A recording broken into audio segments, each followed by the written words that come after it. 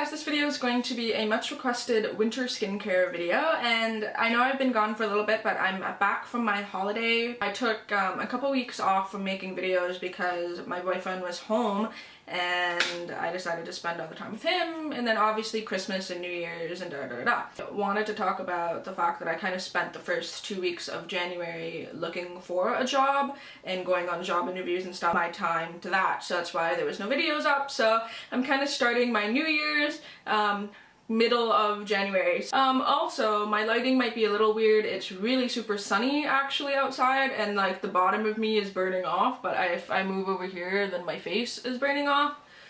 Work with me here. Completely barefaced. I have not any makeup on right now. No eye makeup. I'll take my glasses off. No eye makeup on, anything. I'm also sweating to death in the sun in this room, so I'm a little shiny. I'm gonna come on here and show you guys my complete winter skincare routine. I'm gonna go through everything that I use to kind of keep my skin looking nice. It's not perfect, but no one's skin is perfect. I'm very dry, extremely dry, and I drink a lot of water, so my skin basically has what's called superficial dehydration, so it is just dry skin.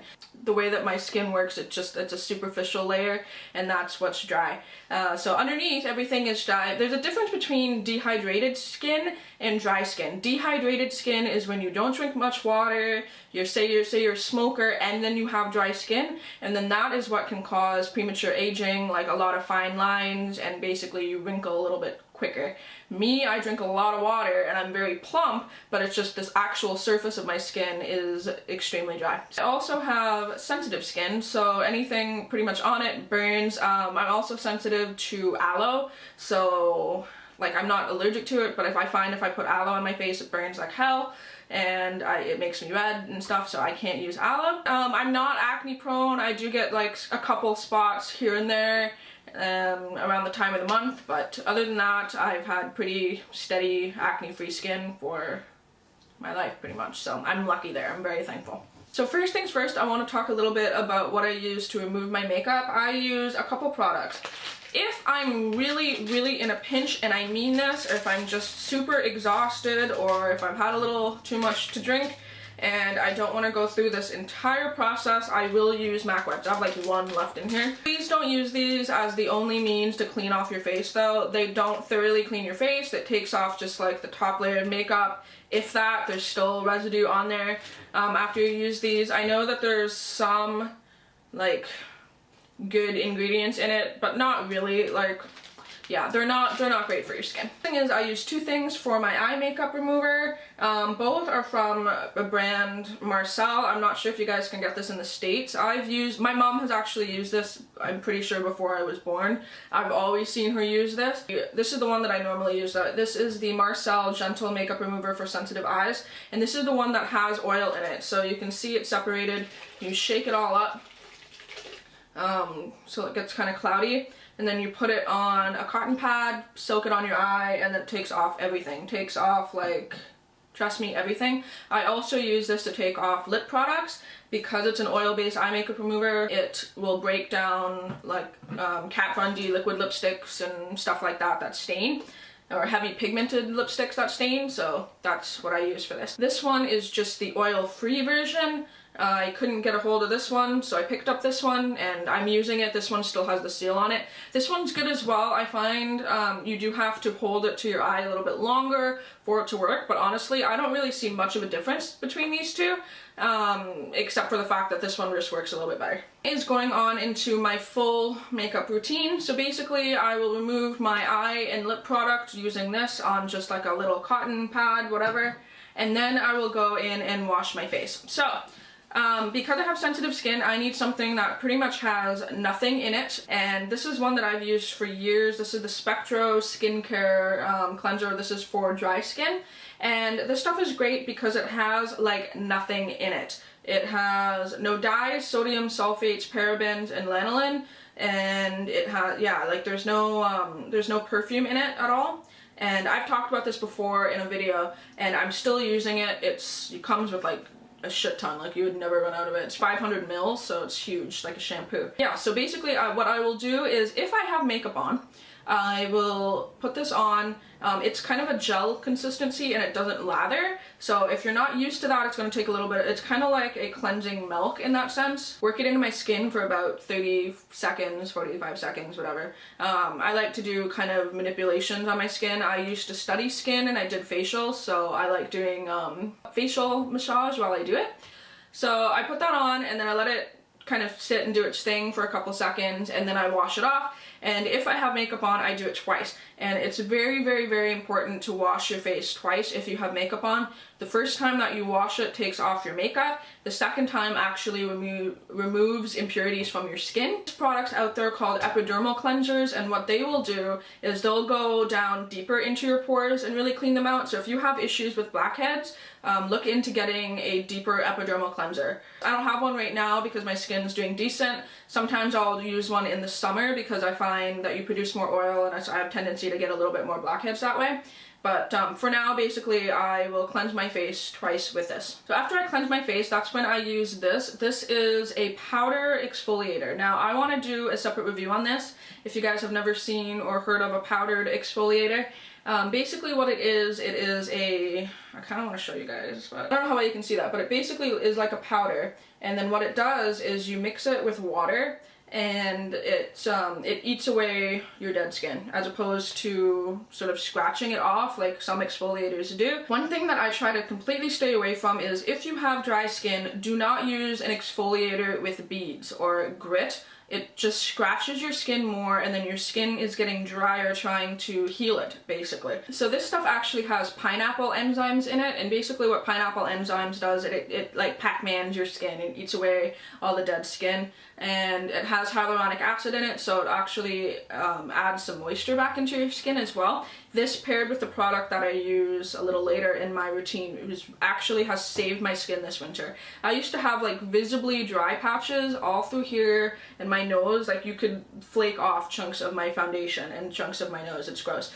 but this has saved my skin, absolutely saved my skin. So it's really neat. So yeah, what I basically do is I put a powder, a couple shakes into my hand, put water, and then I make kind of like a foamy texture. What I like to do at least a couple times a week, maybe 3 times a week, is I mix it with a little less water so it makes more of a paste, put it all over my face and let it sit for a couple minutes, almost like a face mask, and then that is when you can really feel it sort of tingling and eating away your skin, but you know what I mean. It's exfoliating that dead skin surface. It's eating away that dead skin. So yeah, this stuff is amazing. So then once I do that, I rinse that off, and then I do my next step. I use a toner. This one is just one that I picked up. It basically, it doesn't have any alcohol in it, and it's really important to get an alcohol-free toner, especially if you have dry skin, because alcohol is just going to continue to dry it out, and it's not going to really do anything for you. This one is just pretty standard. I've tried better ones in my opinion. This one was just one that I needed to pick up in a pinch because I ran out of toner. It's decent, it's doing its job, but it's nothing to write home about. And then what it does is it literally gets off like any residual product or cleanser, or like if at that point you still have any makeup on, then this takes everything off. It also seeps into your pores to kind of like clean out your pores a little more. So yeah, this one's not bad. It does have a nice sort of tingling sensation to it, which is really nice. At any time during your skincare, if something tingles, tingling means it's working, burning means it's not. Like, just if something is tingling your skin and you feel some stimulation, that's good. That means there's blood flowing and something's happening. However, if it's burning and you know that this has gone past tingling and now it hurts, stop using it. It's something in there that's not agreeing with your skin. So it's really, really important to remember, like, to know that, because I know I've used products where I'm like, oh, this is burning, this is, you know, oh, it's working, and the next thing I know, I'm like tomato red for 3 days. So it's very, very important, especially with toners, because they can be a little astringent and kind of harsh on your skin, to make sure that it's tingling and not burning. So then after my toner, I use that on a cotton pad and I wipe it upwards. It's really important with toner to wipe upwards because you're getting into the pores as opposed to just kind of putting it on your skin. That's another little tip too with your toner, is to make sure that you're applying it upwards.